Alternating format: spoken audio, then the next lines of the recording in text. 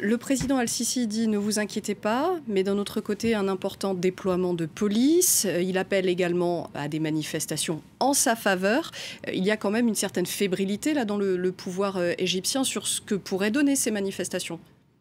Oui, bien sûr, le régime égyptien a beaucoup à perdre dans un soulèvement qui serait un soulèvement de masse, puisque c'est un gouvernement et un régime qui a fondé et construit sa légitimité à l'échelle nationale et internationale sur l'idée qu'il lutte contre les islamistes et contre les frères musulmans. Or là, de toute évidence, on est dans une dynamique qui est d'une ampleur très différente, en tout cas qui ne correspond pas à ces accusations-là, puisque c'est des mouvements qui ont commencé notamment à l'initiative de quelqu'un qui, de par sa profession, a participé en fait au deal du régime, Mohamed Ali, et qui, depuis 15 ans, est peut-être considéré comme d'une manière ou d'une autre un insider, en tout cas, du fonctionnement de ce régime.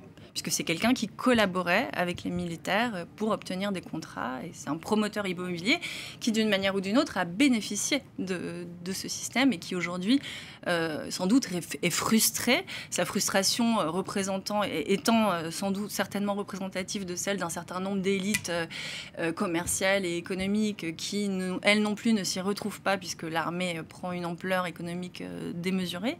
Mais, de toute évidence, c'est un soulèvement qui n'est pas à l'initiative des frères. Et là, ça pose un problème de toute évidence de crédibilité, puisque le grand récit du régime égyptien, et notamment d'Abdel Fattah el-Sisi, c'est celui de lutter contre les islamistes. Donc c'est un régime qui a tout à perdre à un soulèvement qui serait un soulèvement collectif, qui est tout à fait possible, puisqu'en l'état actuel de la situation, personne ne peut dire ce qui pourrait se passer. Et la situation, elle est d'autant plus explosive qu'on sait par expérience que les forces de sécurité n'hésiteront pas à tirer. Il y a déjà eu des coups de feu qui ont été tirés à Suez. Et c'est pas que le week-end dernier. Donc c'est une situation extrêmement tendue, extrêmement critique. Et le mépris dont fait preuve Sisi pour les manifestants, qui est un mépris continu. En fait, c'est une attitude qu'il a adoptée depuis son arrivée au pouvoir, depuis 2013. On voit bien qu'aujourd'hui, c'est quelque chose qui non seulement ne fait plus recette, mais en plus provoque énormément de colère. Donc il y a fort à parier aussi que c'est un choix stratégique de la part du régime égyptien qui ne soit pas forcément un choix très intelligent, puisque de toute évidence les manifestations elles continuent d'après les informations qu'on a, et qu'elles ne concernent pas une toute petite partie de la population, mais qu'il y a une frustration qui est largement partagée. Donc, alors justement, le président Al-Sisi appelle aussi à une manifestation en sa faveur.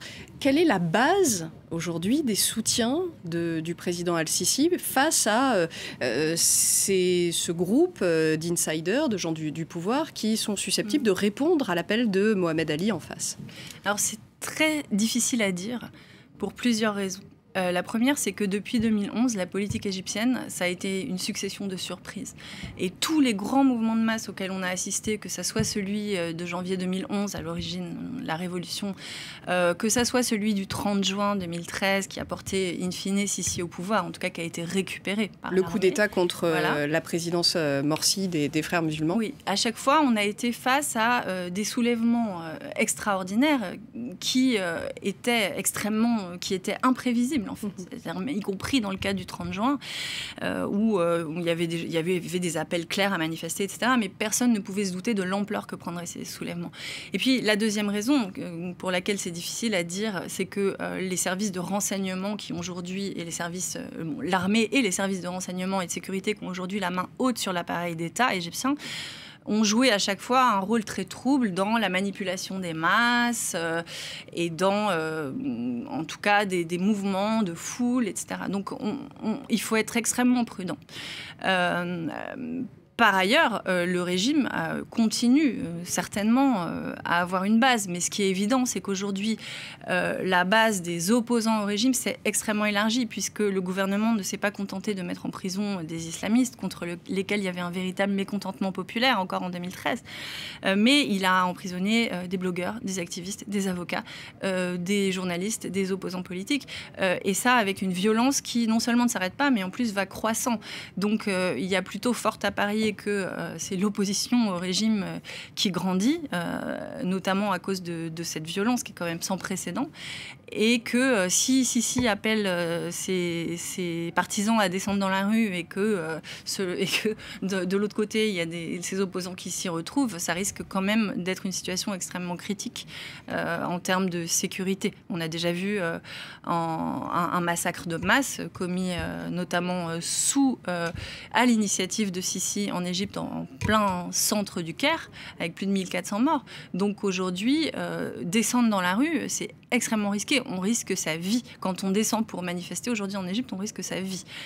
Donc c'est des gens qui sont extrêmement courageux. Si une dynamique se met en place, elle risque d'être sanglante, ça c'est sûr. Alors justement, depuis la Révolution, il y a 8 ans, il y a eu donc 2013, vous l'avez rappelé, le coup d'État contre la présidence des frères musulmans. Est-ce que justement l'Égypte, la rue égyptienne est prête à de nouveaux tumultes qui pourraient s'avérer sanglants? Est-ce qu'il y a encore ce réservoir de mobilisation et de courage dans la rue égyptienne? Alors, ce qui est sûr, c'est que d'une part, la rue est devenue un vrai recours, en l'absence de tout autre espace d'opposition et d'expression libre. On voit bien, et c'est le cas pas seulement en Égypte, mais dans d'autres pays où le printemps arabe, on voit bien, continue et perdure, où se manifeste aujourd'hui. La rue, ça devient une vraie force politique. Mais par ailleurs, il y a aussi le fait que, et ça se passe souvent en dessous des radars, parce que c'est des formes un peu alternatives de mobilisation, mais les mobilisations en Égypte contre les politiques du régime, elles n'ont jamais véritablement cessé. Elles ont changé de forme, elles ont pris d'autres formes. Mais depuis l'arrivée de Sisi au pouvoir, il y a toujours eu non seulement des petites manifestations qui sont très vite réprimées. Par exemple, l'année dernière, on a vu des manifestations contre l'augmentation faramineuse du prix des tickets de métro. Des manifestations qui se sont soldées immédiatement par des dizaines d'arrestations.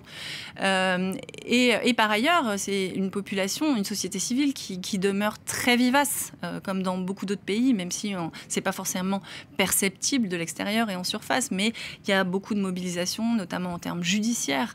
Il y a des ONG qui continuent à travailler, à documenter extrêmement bien les arrestations arbitraires, la torture, etc. Et puis, il y a tout aussi un mouvement syndical qui n'a jamais véritablement été éteint par cette répression.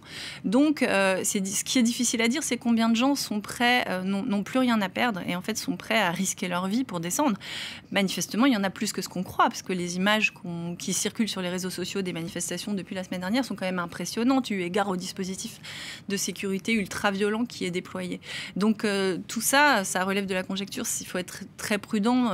C'est difficile à dire, mais ce qui est sûr, c'est que la situation est instable. Les causes structurelles du soulèvement de 2011, elles sont toujours là, et que ça risque d'éclater à tout moment, que ça soit aujourd'hui ou plus tard.